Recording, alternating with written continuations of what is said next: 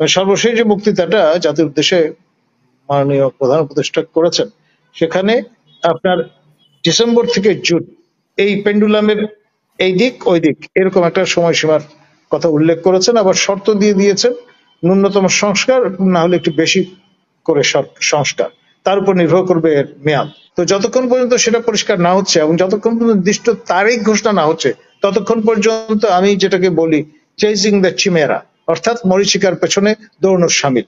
এবং এটা আপনি যত কাছে যাবেন মনে করছেন তত এটা কিন্তু পিছিয়ে যাবে। প্রফেসর ইউনূস তো স্বপ্নচারী মানুষ, তিনি তার স্বপ্ন তখনই পূরণ হবে যখন তিনি ঘোষণা করতে পারবেন বাংলাদেশ উন্নত রাষ্ট্রে পরিণত হয়েছে, অর্থাৎ বাংলাদেশ ওইসিডির সদস্য রাষ্ট্রে পরিণত হয়েছে। এবং সেটা করার জন্য তো সময় লাগবেই। এখন 29-এ গিয়েও যদি দেখা যায় যে গণভোট করে বললেন আমি 2041-এ যেহেতু স্বপ্ন দেখছি ঘোষণা করব বাংলাদেশ উন্নত রাষ্ট্র হয়েছে, শেখ হাসিনা আরাধ্য কাজটা আমরাই করে দিলাম।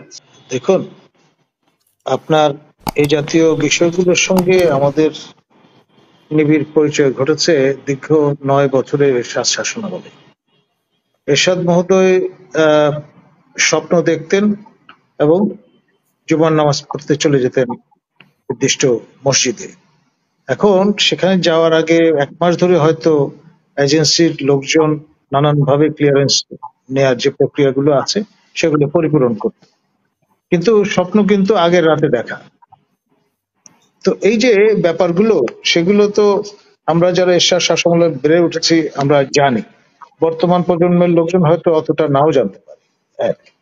এজেন্সিকে আপনি টাস্কিং করেন, তারা যে কোনো কাজ আপনাকে করে দিতে পারবে, স্টেট উইদিন স্টেট অ্যাক্টর যারা, তাদের অর্থে বলছি আমি।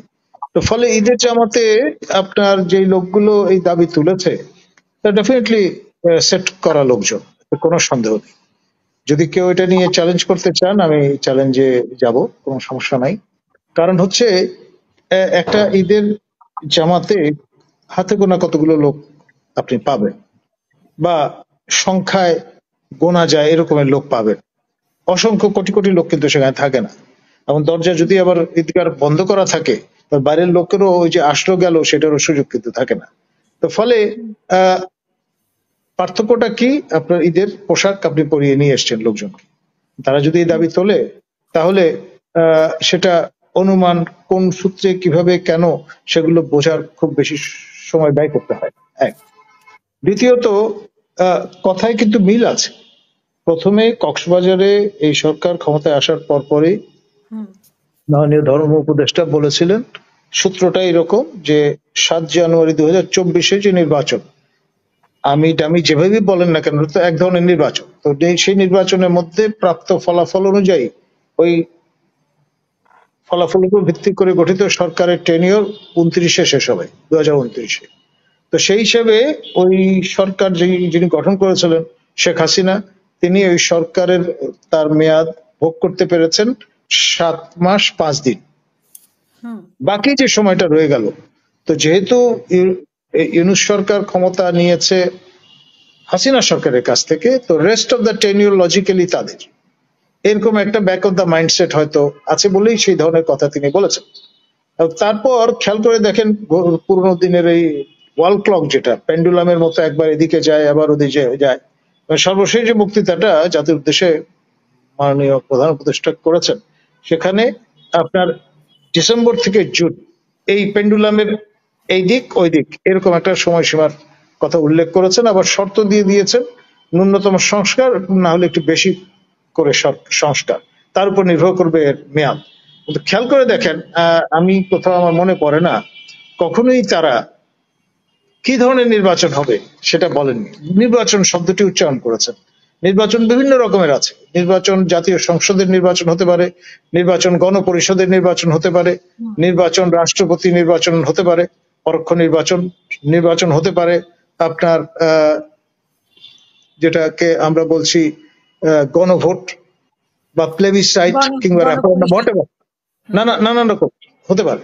তো যতক্ষণ পর্যন্ত সেটা পরিষ্কার না হচ্ছে এবং যতক্ষণ পর্যন্ত নির্দিষ্ট তারিখ ঘোষণা না হচ্ছে, ততক্ষণ পর্যন্ত আমি যেটাকে বলি চেজিং দ্য চিমেরা, অর্থাৎ মরীচিকার পেছনে দৌড়ানোর সামিল। এবং এটা আপনি যত কাছে যাবেন মনে করছেন তত এটা কিন্তু পিছিয়ে যাবে। এখন কেউ কেউ বলা শুরু করেছেন যে শেখ হাসিনার স্বপ্ন কি ছিল, ছিল বাংলাদেশকে একটা উন্নত রাষ্ট্র হিসেবে ঘোষণা করার পরিকল্পনা, যেটি তিনি সময় নিয়েছেন 2041 পর্যন্ত, 41 সনে গিয়ে ঘোষণা করবেন। এখন প্রফেসর ইউনূস তো স্বপ্নচারী মানুষ, তিনি তার স্বপ্ন তখনই পূরণ হবে যখন তিনি ঘোষণা করতে পারবেন বাংলাদেশ উন্নত রাষ্ট্রে পরিণত হয়েছে, অর্থাৎ বাংলাদেশ ওইসিডির সদস্য রাষ্ট্রে পরিণত হয়েছে। এবং সেটা করার জন্য তো সময় লাগবেই। এখন 29-এ গিয়েও যদি দেখা যায় যে গণভোট করে বললেন আমি 2041-এ যেহেতু স্বপ্ন দেখছি ঘোষণা করব বাংলাদেশ উন্নত রাষ্ট্র হয়েছে, শেখ হাসিনা আরাধ্য কাজটা আমরাই করে দিলাম, ফলে সেই রকম পরিসরেও যদি গিয়ে পরিব্যাপ্ত হয় তাহলেও কিন্তু অনেকে অবাক হবেন না। এখন মূল বিষয়টা তখন দাঁড়িয়ে যাবে এইরকম, যে আমি যেটা বলছিলাম, চেজিং দ্য চিমেরা। আপনি অর্থাৎ মরীচিকার এই বিভ্রমের পেছনে আপনি যতই ছুটবেন ততই এটা দূরে যেতে থাকবে। এখন মনে হচ্ছে অস্বাভাবিক, আমি অসম্ভব একটি কথা বলছি, কিন্তু তখন 2029-এ গিয়ে মনে হবে যে না, 2041 তো খুব বেশি দূরের সময় নয়। ধন্যবাদ।